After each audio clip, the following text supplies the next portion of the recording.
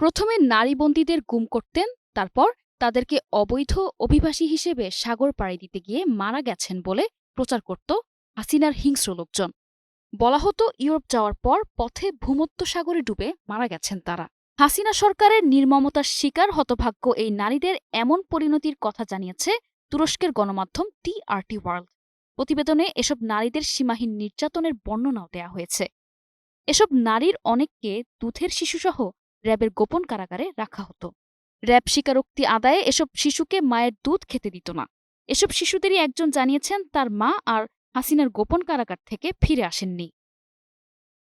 ৭৭ বছর বয়সী হাসিনার বিরুদ্ধে মানবতা বিরোধী অপরাধের অভিযোগে গ্রেপ্তারি পরোয়ানা জারি করেছে আন্তর্জাতিক অপরাধ ট্রাইব্যুনাল। হাসিনা ২০২৪ সালের আগস্টে ছাত্র নেতৃত্বাধীন বিপ্লবের মাধ্যমে পতনের পর পুরনো মিত্র ভারতে পালিয়ে যান। গুম সংক্রান্ত কমিশন বলছে, ক্ষমতায় থাকাকালীন হাসিনা সরকার জোরপূর্বক গুমের ঘটনা অস্বীকার করে দাবি করে যে নিখোঁজদের মধ্যে কয়েকজন ইউরোপে পৌঁছানোর চেষ্টা করার সময় ভূমধ্যসাগরে ডুবে মারা গেছেন।